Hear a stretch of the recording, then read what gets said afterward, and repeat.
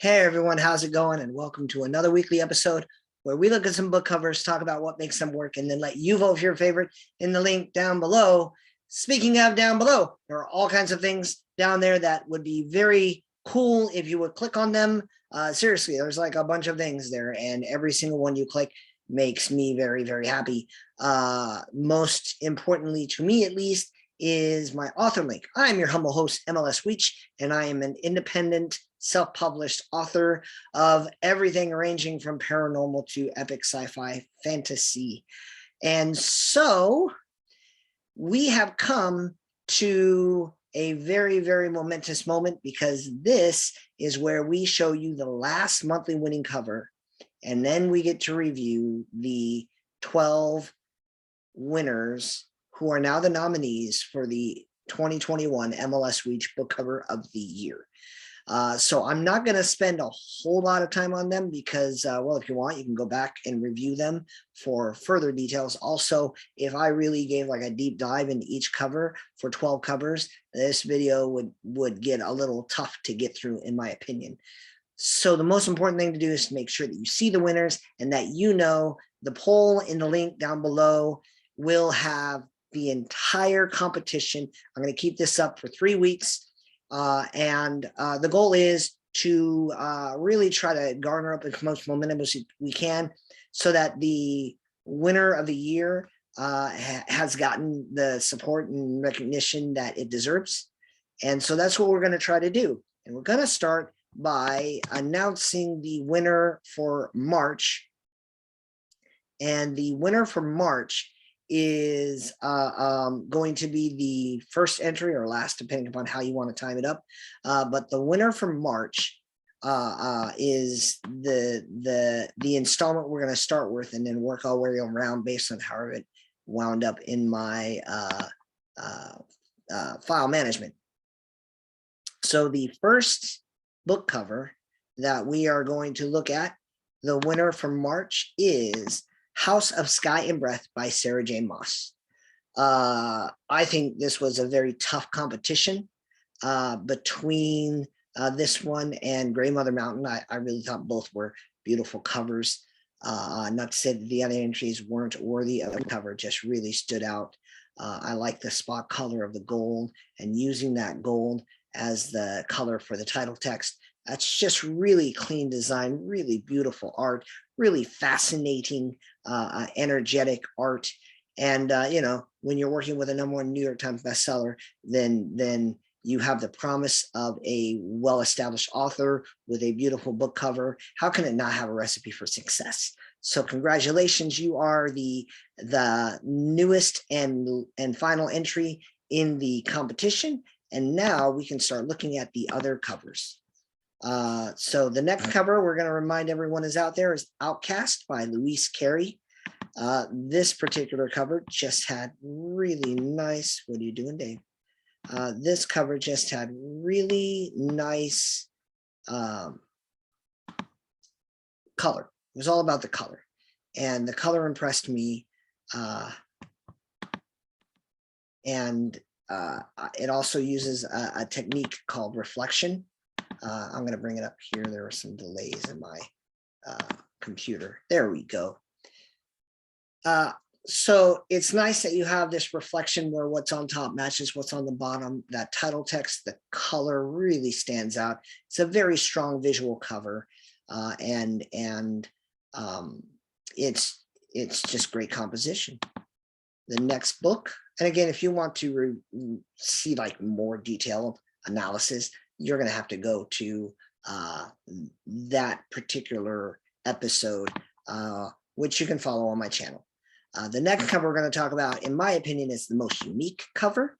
That's not an endorsement. I'm not telling you which one to pick for. Obviously, I'm not going to tell you which one to pick for, given one of the ones you're going to see.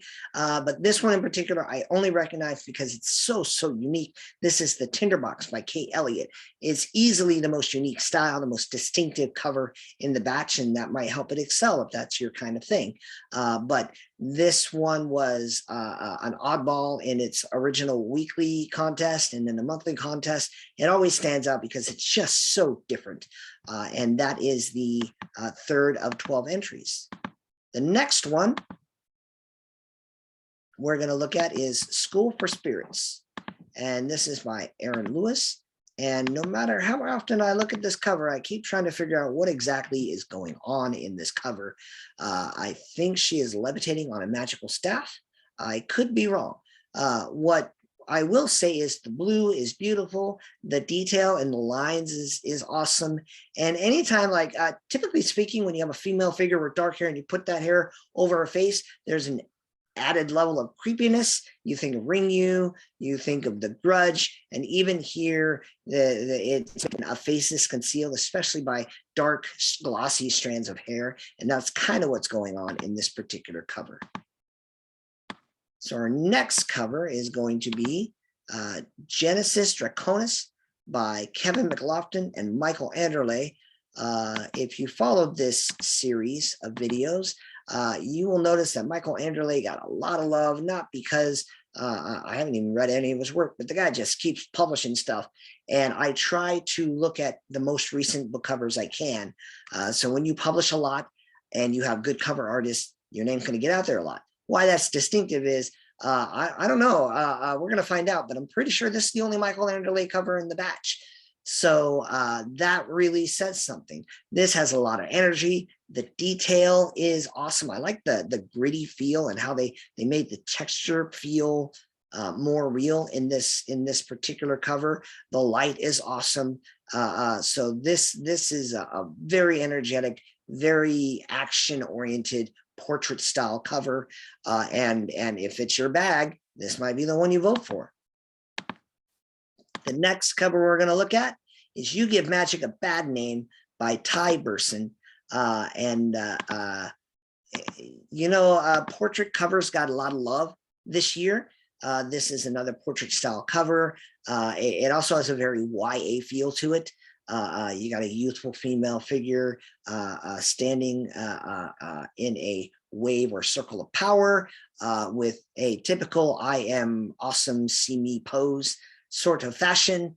It's very distinctive to that genre, although I haven't read this book, but it's so well executed in that area and is so targeted toward the audience. I would imagine that it checks all the right boxes for people who are fans of that genre. So congratulations and best of luck.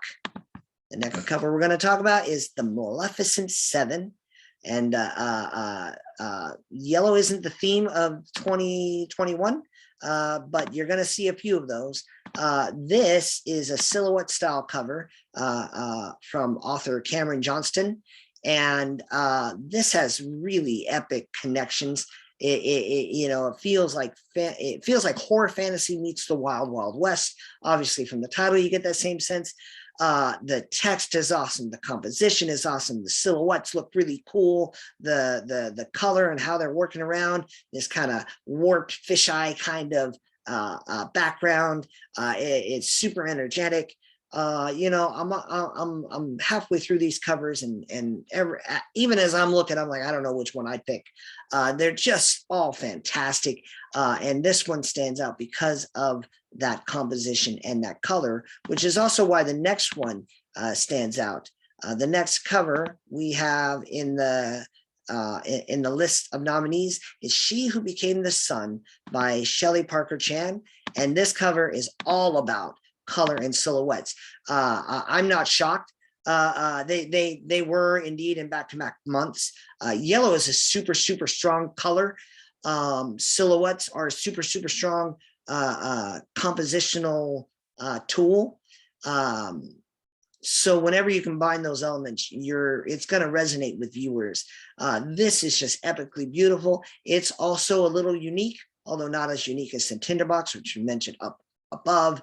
It's just really interesting.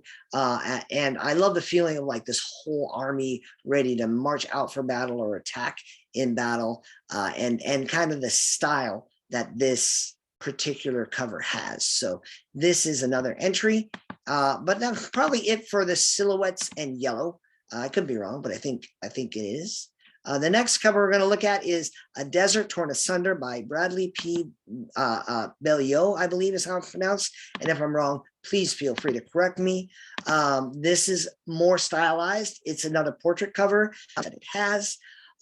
So this particular cover has great color, has unique stylistic art. It's still very vibrant. It's still very energetic. Anytime you have elements in motion, or at least frozen in motion, it creates a sense of tension that gives energy to a cover, and that's what this does. 3 more covers to go. The next cover we're going to look at is Animal Farm by George Orwell. Why is a book as old as Animal Farm in this competition? Because like any particular classic, it gets re-released with updates, and this cover is just so creepy, so jarring, so compositionally brilliant that I couldn't resist putting it in, and no one could resist voting for it. I'd have to check the numbers, but I think this got more votes than any other cover in its monthly contest.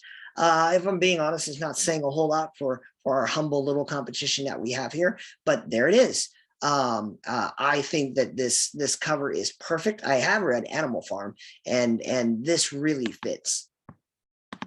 The next cover is particularly near and dear to my heart because it's mine. This entry won when Betrayed came out, and this is my book Betrayed. Again, it's a public vote. Yeah, it's my competition, but it's not like I direct anyone. I'm trying to build up people who are interested in and fans of book covers. And I was honored when this book was chosen. And I would be honored if this book won, but it's not up to me. It's up to you guys. So if you see a book cover that you like, tell your friends, tell them to tell their friends. The more votes you get, the more legitimate the winner of the contest is, unless you're running for some sort of office. But that's my book. It's one of the 12 entries. I'm glad that I made it into the tournament. But these are really, really outstanding covers. So the final entry, the last and 12th book that we are going to look at right now, all the way back to April of 2021, which is why this is a 2021 Book Cover of the Year contest, City of Time and Magic by Paula Braxton, who's also a New York Times best-selling author. This particular book has great color, great textposition. It's usually a little off-putting when you can't see the face of a subject, but it works because this is way more about the dress than it would have been about the woman wearing the dress. I don't know if the story is about the dress, but that's certainly what this cover is all about. And then you have, those various tones there. Most of, the font style, the color, the use of the bubbles all around it tends to lean toward some sort of romance angle, if not an outright romance story, which isn't a genre that I read really at all. I think I've read 1 or 2. It's just not my bag of tea. Yeah. So it's beautiful, beautiful design. And it's really great in that it's tailored to its audience. So that's it. 12 book covers. You have 3 weeks starting right now to pick your favorite, and we will name the winner in a future episode on this blog. I kind of broke a promise, and I feel terrible about it. I was supposed to do my first episode on my series I'm going to call How to Write a Book and Get It Published on Amazon. I was going to do that. But really, the kids were away for a weekend, and I had a chance to just enjoy a whole day with my wife, and I took it.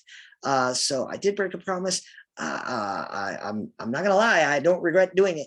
I'm looking forward to doing that series. I'm looking forward to helping people who want to write and publish on Amazon get there. That is something I'm knowledgeable in doing, and that's what we will be doing going forward until I think of a different idea.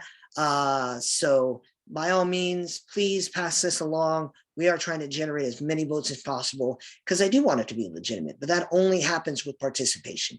I can only present you things to vote for and decide on, and it's up to you guys to accept that power and authority and, let your voice be heard. I think these are 12 wonderful covers. I would support any one of them being named the best book cover of the year from this humble little contest. And I do ask that you guys help me get this word out. I don't see myself continuing it. Obviously, if I were going to do it, I would have been doing book covers of the year, episodes moving backward. And I'm sorry, not moving backward, but continuing forward after we named the winner from the last segment. We try to stay a few weeks ahead, but it just wasn't getting the traction.